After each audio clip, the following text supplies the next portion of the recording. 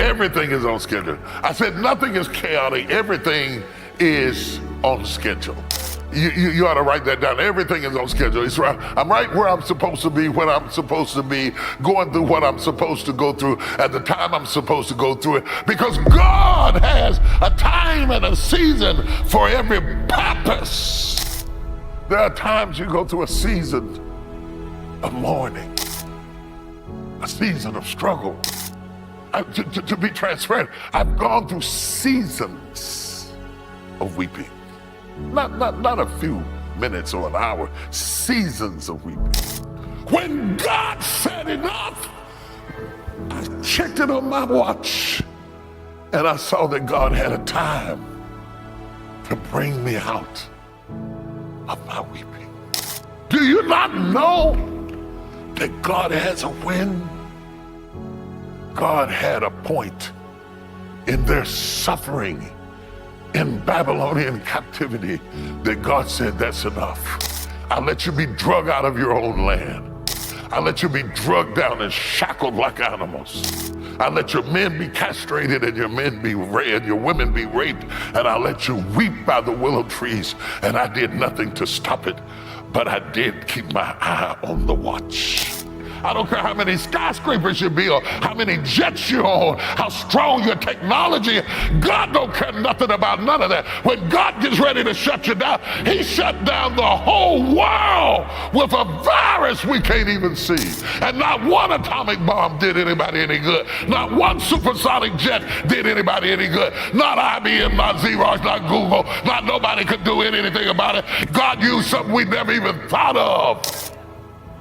You don't know who God's going to use, but God's going to get you out of this. He doesn't have to use the deacons and the church mothers and the intercessors and the bishops and the prayer warrior. When God gets ready to use you, he can bring an idolatress. He can bring a whoremonger. God has a way of using stuff that you never even thought about. He'll use a jawbone of an ass. He'll lose 2 fish and 5 loaves. When God says enough, you might be outnumbered. They may have more money, they may have more contacts, but when God gets ready to bring you out, God knows when. When I read the text, amidst the magnitude of powerful things, prolific things that stood out to me, it was the one word when that captivated me the most. When, the time capsule. When, the ambiguity of it. When, the uncertainty of it. When, the promise of it. The Lord knows when is often an expression. Like you say, the Lord knows when I'll get back to Alabama. The Lord knows when I'll get back to the store. It's more of an expression. But today I want to use it more as a conviction. I want it to have more meaning than a casual American colloquialism. I want it to point to the fact that the Lord knows when is my conviction. I want to discuss an absolute conviction with you, just something that you can really sink your teeth into. The Lord knows when. His knowledge and sense of timing has long been a discussion of theological worth. That God knows. It's where we get omniscience. God being all-knowing, knowing everything from the beginning to the end, that the Lord knows. It is comforting to say the Lord knows when, especially when I don't. It is important for us to understand the Lord knows when, to rebuke the tendency to believe that our lives are chaotic. We turn on the television set every day and we don't know what in the world we're going to see. We don't know what's going to happen. We don't know what calamity is going to face. There's a feeling of uncertainty. There's a pensiveness that's inherent in our spirits right now, sitting on edge, not knowing what's going to happen next. To know and to remind yourself that God is omniscient and that God has a plan and he has a schedule and he has a sequence and he has a structure gives comfort, whether he shares it with me or not. For God often knows things that he chooses not to share. Like parents don't always share with the children, and children don't always tell their parents. It is possible to have information and not espouse the information to you, but the Lord knows when. It's like children going on a ride and they're in the back seat of the car and they keep saying to you, "Are we there yet?" Yet they are comfortable to ride on the car in the uncertainty of not knowing where they are in the journey. They are confident because they know that their father or their mother has the wheel. Are we there yet? I don't know whether we're there yet. I don't know whether we're at the end of suffering. I don't know whether we're at the end of sacrifice.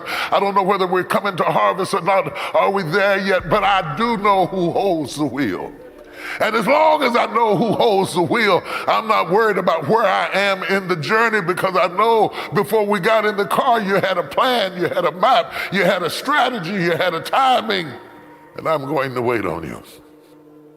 Jesus at one point tells his disciples, he says, "Henceforth I call you no longer servants, but friends, for a servant knoweth not what his master doeth."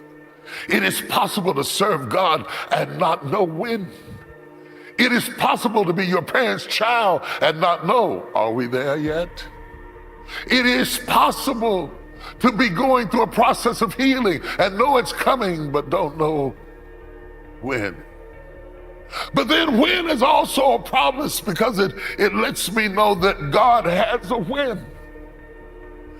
That whatever I'm going through, I will not always go through it, that sooner or later God has set a date. And God, you didn't hear, I don't think you heard the power of what I said. God has a when. He's not making this up as he goes. He's not just contemplating. He's not just figuring out. He's not just responding to your moods, your attitudes, and the attacks of the enemy and the things your friends say about you. God is not making it up as he goes. You are not at the mercy of your detractors, your critics, your haters. You are only at the mercy of the timing of God. And God knows when. From the book of Job, the oldest book of the Bible, Job says to us, "The Lord knows the way that I take, and when he has tried me, I shall come forth as pure gold." I might not come forth today. I might not come forth tomorrow. I may not even come forth next week or next month. But when he has tried me, I shall, not I might, not I hope, not I wish, I shall come forth as pure gold. I know how the story ends. I will not burn in the purification of the fires that separate the dross from me forever. I just don't know how long I have to be in the fire to get all the things out of me for me to be pure gold. But I know when it's over, I shall come forth as pure gold, and every contaminant that would contaminate my worth of value will have burned off in the process, but not me. Gold don't burn, baby. Dross burns. Gold doesn't burn. It may melt. It may become softened, but it will never burn because it's gold. So if God allows me, Job says, to put me in the fire for a while, he's only trying to burn off those things that would weaken my value, and I shall come forth as pure gold. God has a watch and a timer is on it, and it's already set. Solomon declares in Ecclesiastes, to everything there is a season and a time to every purpose under heaven. Nothing is running chaotically. Everything is on schedule. Everything is on schedule. I said nothing is chaotic. Everything is on schedule. You ought to write that down. Everything is on schedule. I'm right where I'm supposed to be, when I'm supposed to be, going through what I'm supposed to go through at the time I'm supposed to go through it, because God has a time and a season for every purpose under heaven. It's not enough. I want to know my purpose, Pastor. I don't know my purpose. Please pray for me that the Lord will show you your purpose. Don't worry about your purpose. Worry about your season. Because when you get in your season, your purpose will be clear. And wherever there is purpose, there's going to be timing. And wherever there's a timing, there will always be a win. Somebody just type when. God knows when. God knows when. God knows how. God knows what. When the Lord turned again our captivity. When we left off last week, we were weeping. We had hung our harps by the willow trees, and we have wept when we remembered Zion. And we learned how to live off of memories. We were sustainable because we could remember days that were not this tough. I was talking to my wife the other day, and I told her, I said, just late at night, I said, I'm at Camp Running Water. She said, what are you talking about? I said, I'm at Camp Running Water. She said, what do you mean? I said, I'm 7 years old, I'm at Camp Running Water. And you think I'm here in Dallas, but I'm at Camp Running Water because I was thinking about where I came from. I know how to live off of memories.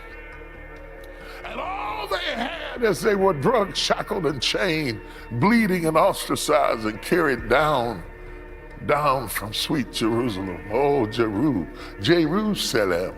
the city of Salem, peace. They had left the city of peace and gone into the plague of adversity. And not only did they leave, they did not leave up under their own auspices or on their own accord, but they were dragged in chains by the Babylonians into captivity. Last glances looking back, they promised Jerusalem, if I forget thee, let my tongue cleave to the roof of my mouth. There ought to be some things that you refuse to forget. And when they came down to near the river of Euphrates, and there they saw the willow trees, and they hung their harps on the willow trees, and they wept. Jesus wept. All of us weep. There are times you go through a season of mourning, a season of struggle. To be transparent, I've gone through seasons of weeping. Not a few minutes or an hour, seasons of weeping. When the Lord turned again our captivity, we were like them that dream. In one moment, the weeping turned to laughter. Then was our mouth filled with laughter, and our tongue was singing. The very people who were hanging their harps by the willow trees and weeping when they remembered Zion are now giggling and laughing because God has a win. I am telling all of you that are suffering, and all of you that are in agony, and all of you that are secretly suicidal, and all of you that are depressed, don't get too used to being depressed. Don't get too used to being down, because God owns a win. And when God says win, he will bring it to an end, and the same lips that quivered with tears, and the same face that cried itself to sleep, and the same person who rolled over and over in agony and couldn't rest at night, God will make you burst out and start laughing. When the Lord turned again our captivity, it was like a dream. Have you ever been denied something so long that you got used to not having it? Have you ever been alone so long that you stopped being lonely? Have you ever been in a crisis so long that it became your norm? When the Lord turned again our captivity, it was like a dream.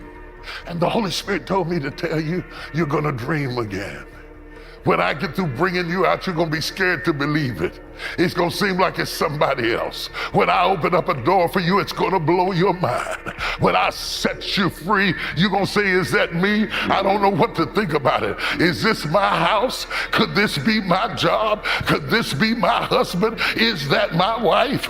You mean you would do that for me? God said, I'm gonna bless you till you're gonna have to pinch yourself. Oh, get ready to pinch yourself. God said, I'll blow your mind. I'll cause you to prosper. The contracts will close. The property will sell. The door will open. The mountain will move. The yoke will be broken. The enemy defeated. When the Lord turned again. When he turned, God got to turning. He did something in heaven and it hit the earth realm. He did something in heaven and God raised up somebody who didn't even know me to deliver me. When the Lord turned again our captivity, we were like them that dream. It was hard to believe. Then was our mouth filled with laughter and our tongue was singing. I want somebody to just start laughing right now. I want you to practice your laughs. I want you to practice your laugh. I want you to practice your laugh. It's not going to seem like a laugh right now, but I want you to start practicing your laugh because God said, I'm going to make you laugh again. You're going to get right up in the devil's face and laugh. You're going to get right up in the face of the Babylonians and go to laughing. You thought I'd never laugh again? Check this out. Check this out. Check this out. Cancer. Leukemia. COVID. You thought you had me. I like to die, but God said, I'm going to fill your mouth with laughter and your tongue with singing. And all of a sudden, I am going to bless you so good that even the unbelievers are going to say, the Lord have done great things for them. I'm going to bless you so good that you're not going to be able to hide it. I'm going to bless you so good that unbelievers are going to be standing there with their mouth hanging open in shock. The Bible said the heathen said, the Lord have done great things for them. And they agreed with the heathen and said, the Lord have done great things for us, whereof we are glad.